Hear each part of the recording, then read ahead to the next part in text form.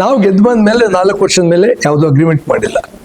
So 1989 settlement ಮಾಡಿದ್ವಿ 4 ವರ್ಷಕ್ಕೊಮ್ಮೆ.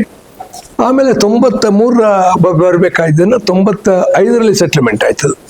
ಆಮೇಲೆ ನಮ್ಮನ್ನು ಕರೀಲಿ, ಯಾಕೆಂದ್ರೆ ಯೂನಿಯನ್ನೇ ಕೂಡು ನಮ್ಮನ್ನು ಮುಗಿಸ್ಬೇಕು ಅನ್ನುವಂಥ ಒಂದು ತೀರ್ಮಾನಕ್ಕೆ ಅವ್ರು ಬಂದರು. ಆಮೇಲೆ ಅಗ್ರಿಮೆಂಟ್ಗಳಾಗಲಿ. ಇನ್ಫ್ಯಾಕ್ಟ್ ಅದುವರೆಗೆ ನಮಗೂ ಸರ್ಕಾರಿ ನೌಕರರಿಗೂ ಅಂತ ಡಿಸ್ಪ್ಯಾರಿಟಿ ಏನಿರಲಿಲ್ಲ, ಸ್ವಲ್ಪ ಹೆಚ್ಚು ಕಡಿಮೆ ಒಂದೇ ರೀತಿ ಹೋಗೋದು. ಬಟ್ ಅದಾದ್ಮೇಲೆ ಏನು ಮಾಡಿದ್ರು, ಯಾವಾಗ ನಮ್ಮ ಜೊತೆ ಡಿಮಾಂಡ್ ಹಾಕಿ ಮಾತುಕತೆ ಮಾಡಿ ಅಗ್ರಿಮೆಂಟ್ ಮಾಡಲು 4 ವರ್ಷಕ್ಕೊಂದ್ಸಲ ಮನಸ್ಸು ಎಷ್ಟು ಕೊಡೋರು, ಭಿಕ್ಷಾ ಕೊಡೋರು. ಅದರಿಂದ ಏನಾಯ್ತು, ಪ್ರತಿ 4 ವರ್ಷಕ್ಕೊಮ್ಮೆ 96, 96, 2000, 2004, 2008 ಕಡಿಮೆ ಆಗ್ತಾ ಹೋಯ್ತು. ನಮಗೆ ಸರ್ಕಾರಿ ನೌಕರಿಗೂ ನಮಗೂ ಬಹಳ ಅಂತರ ಇತ್ತು. ಇನ್ಫ್ಯಾಕ್ಟ್ ನಮ್ಮ ಪಾಯಿಂಟ್ ಏನಂದ್ರೆ, ಈ ಸರ್ಕಾರಿ ನೌಕರಿಗಿಂತ ನಮ್ದು ರಿಸ್ಕ್ ಜಾಸ್ತಿ. ಸರ್ಕಾರಿ ನೌಕರು ಯಾರು ಫ್ಯಾನ್ ಬಿದ್ದು ಕೂತ್ಯಾಗದಲ್ಲಿ ಸತ್ತಿಲ್ಲ. ನಮ್ಮ ಡ್ರೈವರ್ಗಳು ಎಷ್ಟು ಜನ ಸತ್ತಿಲ್ಲ ಆಕ್ಸಿಡೆಂಟ್ಗಳಾಗಿ, ಕಂಡಕ್ಟರ್ಗಳು ಎಷ್ಟು ಜನ ಕೈಕಾಲು ಮಾಡ್ಕೊಂಡು ಸತ್ತಿಲ್ಲ, ಮೆಕ್ಯಾನಿಕ್ಸ್ ಎಷ್ಟು ಜನ ಸತ್ತಿಲ್ಲ. ಅದು ರಿಸ್ಕ್ ಜಾಸ್ತಿ. ಅದರಿಂದ ಸರ್ಕಾರಿ ನೌಕರಿಗಿಂತ ಜಾಸ್ತಿ ಇರಬೇಕು ಅನ್ನೋದು ನಮ್ಮ ವಾದ. ಇದು ಫ್ಯಾನ್ ಕೆಳಗೆ ಕೂತ್ ಕೆಲಸ ಮಾಡೋರಲ್ಲ ನಾವು.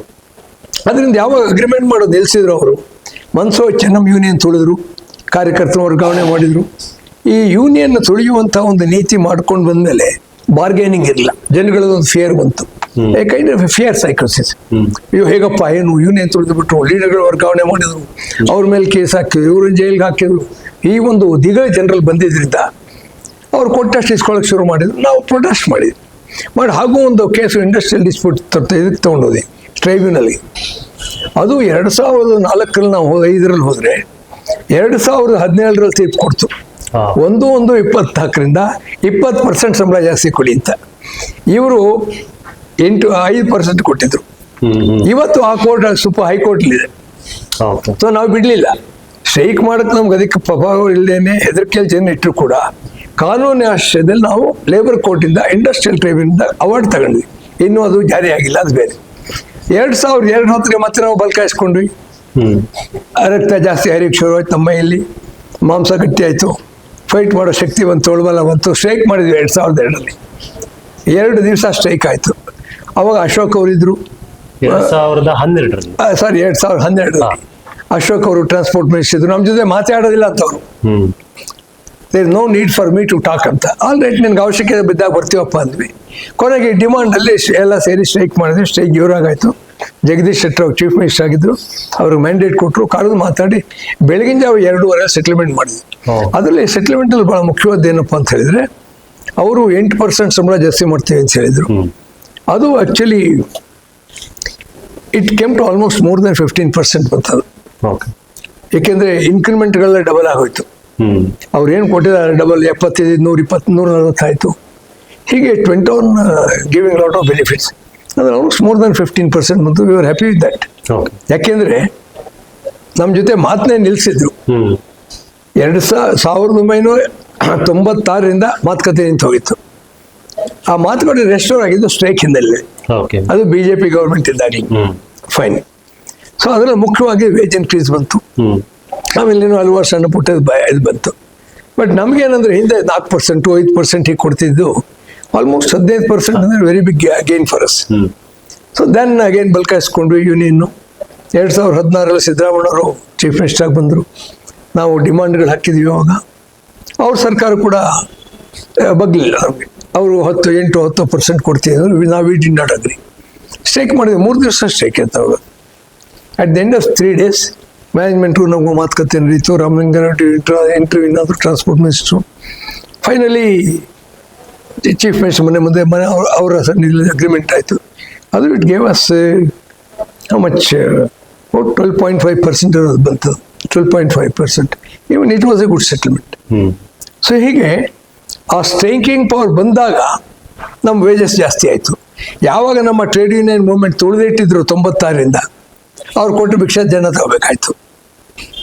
ಯಾವಾಗ ನಮಗೆ ಶಕ್ತಿ ಬಂತು, ಸ್ಟ್ರೈಕಿಂಗ್ ಪವರ್ ಬಂತು, ಆಗ ನಾವು ಸ್ಟ್ರೈಕ್ ಮಾಡಿದ್ವಿ.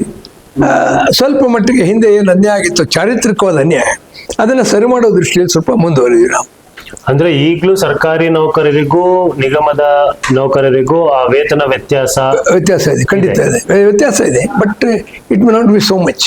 ಮತ್ತೆ ಇನ್ನೊಂದು ಏನಾಗುತ್ತೆ ಇದರಲ್ಲಿ ಇದ್ರೆ ಎಕ್ಸಾಕ್ಟ್ ಆಗಿ ಏನೇನು ಬರುತ್ತೆ ಅಂತ ಯಾರು ಕ್ವಾಂಟಿಫೈ ಮಾಡಿಲ್ಲ. ಇವಾಗ ನಮಗೆ ಹಲವಾರು ಬೆನಿಫಿಟ್ಗಳಿವೆ. ಇವಾಗ ಕೂಡ ನಮ್ಮ ಗ್ರ್ಯಾಚ್ಯುಟಿ ಅನ್ಲಿಮಿಟೆಡ್ ಗ್ರ್ಯಾಚ್ಯುಟಿ ಇದೆ. ಸರ್ಕಾರದಲ್ಲಿ ಅನ್ಲಿಮಿಟೆಡ್ ಗ್ರ್ಯಾಚ್ಯುಟಿ ಇಲ್ಲ. ಸರ್ಕಾರದಲ್ಲಿ ಓವರ್ ಟೈಮ್ ಅನ್ನೋದೇ ಇಲ್ಲ. ನಮ್ಮಲ್ಲಿ MTR ಬ್ಲಾಕ್ ಟಾಯ್ಲೆಟ್ ಮಾಡಿದ್ರೆ ಅವನು 9 ಗಂಟೆಗೆ ಜಾಸ್ತಿ ಕೆಲಸ ಮಾಡಿದ್ರೆ ಓವರ್ ಟೈಮ್ ಕೊಡಬೇಕು. ಓವರ್ ಟೈಮ್ ರೂಟ್ಸ್ ಬೇಕಾದಷ್ಟು ಇವೆ ಅಲ್ಲಿ. ಆಮೇಲೆ ಫ್ರೀ ಪಾಸಸ್ ಕೊಡ್ತಾರೆ ವರ್ಕರ್ಗೆ.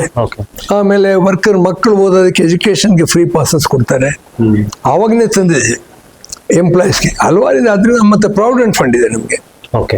ಅಂದ್ರೆ ನಮ್ಮಿಂದ 12% ಹಿಡಿದ್ರೆ ಬೇಸಿಕ್ ಪ್ಲಸ್ DA ಸರ್ಕಾರ ಮ್ಯಾನೇಜ್ಮೆಂಟ್ನವರು ಅಷ್ಟೇ ದುಡ್ಡು ಹಾಕ್ತಾರೆ. It's A huge amount. ಅದ್ರಲ್ಲಿ ಪೆನ್ಷನ್ ಬರುತ್ತೆ ಇವಾಗ. ಅದರಿಂದ ಆ ಥರ ಕಂಪ್ಯಾರಿಸನ್ನೇ ಕರೆಕ್ಟ್ ಅಲ್ಲ. ಏಕೆಂತ ಹೇಳಿದ್ರೆ ಒಂದೊಂದು ಇಂಡಸ್ಟ್ರಿಯಲ್ಲಿ ಒಂದೊಂದು ರೀತಿ ಇರ್ತದೆ. ಇವಾಗ ಸರ್ಕಾರಿ ಸಂಸ್ಥೆಗಳಲ್ಲಿ ಎಲ್ಲಾ ಕಡೆಯಲ್ಲೂ ಒಂದೇ ಸಂಬಳ ಎಲ್ಲಿದೆ? ಇವಾಗ ನಮ್ಮಲ್ಲಿ ಕಾಂಟ್ರಾಕ್ಟ್ ಲೇಬರ್ ಇಲ್ಲ. ನೀವು KEB ತಗೊಂಡ್ರೆ ಕಾಂಟ್ರಾಕ್ಟ್ ಲೇಬರ್ ಇದೆ ಇಲ್ಲಿ. ಮತ್ತೆ ಇನ್ನೊಂದೇನು, ಇಲ್ಲಿ ಈ ಪಬ್ಲಿಕ್ ಸೆಕ್ಟರ್ ಇರುವಂತಹ ಟ್ರಾನ್ಸ್ಪೋರ್ಟ್ ಅಲ್ಲಿ ಪ್ರಯಾಣ ದರ ಜಾಸ್ತಿ ಮಾಡಕ್ ಸರ್ಕಾರ ಬಿಡ್ತಿಲ್ಲ. 2020ರಲ್ಲಿ ಜಾಸ್ತಿ ಆದ್ರೆ ಇದುವರೆಗೆ ಜಾಸ್ತಿ ಮಾಡಿಲ್ಲ. BMTC 2017ರಲ್ಲಿ ಜಾಸ್ತಿ ಮಾಡಿದ್ದು, 15-16ರಲ್ಲೂ. ಆಮೇಲೆ ಜಾಸ್ತಿ ಮಾಡಿ ಇಲ್ಲ. ಆದ್ರೆ KEB ಹೆಂಗೆ? ನಾನು ಹಾಗಾಗಿ ಹೇಳ್ತೇನೆ, ನೀವು ವೈರ್ ಹಿಡಿದ್ರೆ ಶಾಕ್ ಹೊಡೆಯಲ್ಲ, ಅವ್ರ ಬಿಲ್ ಮುಟ್ಟಿದ್ರೆ ಶಾಕ್ ಹೊಡೆಯುತ್ತೆ. ರೈಟ್? ಆ ಬಿಲ್ ಅಷ್ಟು ಅಗಾಧವಾಗಿ ಬರುತ್ತೆ. ಏನೋ ಸಿದ್ದರಾಮಯ್ಯವ್ರು ಇವಾಗ ಸ್ವಲ್ಪ 200 ಯೂನಿಟ್ ಬಿಟ್ಕೊಟ್ಟಿದ್ದಾರೆ, ಓಕೆ ಫೈನ್. ಆದ್ರಿಂದ ಆ ಬೆಸ್ಕಾಮಲ್ಲಿರೋದು ನೀತಿ ಸರ್ಕಾರ ಇಲ್ಲಿ ತಾಳ್ತಿಲ್ಲ. ಇಲ್ಲಿ ಯಾಕೆ ಅವ್ರು ಬೆಲೆ ಏರಿಕೆ ಬಿಡೋದಿಲ್ಲ? ಆಲ್ರೈಟ್, ನಾವು ಬೆಲೆ ಏರಿಕೆ ಮಾಡಿದ್ ನಾವು ಹೇಳಲ್ಲ. ನಮ್ಮಲ್ಲಿ ದುಡ್ಡಿಲ್ಲ ಇವಾಗ, ಸರ್ಕಾರ ದುಡ್ಡು ಕೊಡಬೇಕು. ಸೊ ಈ ಸರ್ಕಾರಿ ನೌಕರರು ನಮಗೂ ಡಿಸ್ಪ್ಯಾರಿಟಿ ಬಂದಿರೋದ್ ಕಾರಣ ನಮ್ಮ ಜೊತೆ 4 ವರ್ಷಕ್ಕೊಂದ್ಸಲ ಮಾತುಕತೆ ಮಾಡಿ ಅವರು ಸೆಟ್ಲ್ ಮಾಡಲಿಲ್ಲ. ಮತ್ತೆ ಆ ಪೀರಿಯಡ್ ನಾವು ಸ್ಟ್ರೈಕ್ ಮಾಡೋ ಸ್ಥಿತಿಯಲ್ಲಿ ಇರಲಿಲ್ಲ.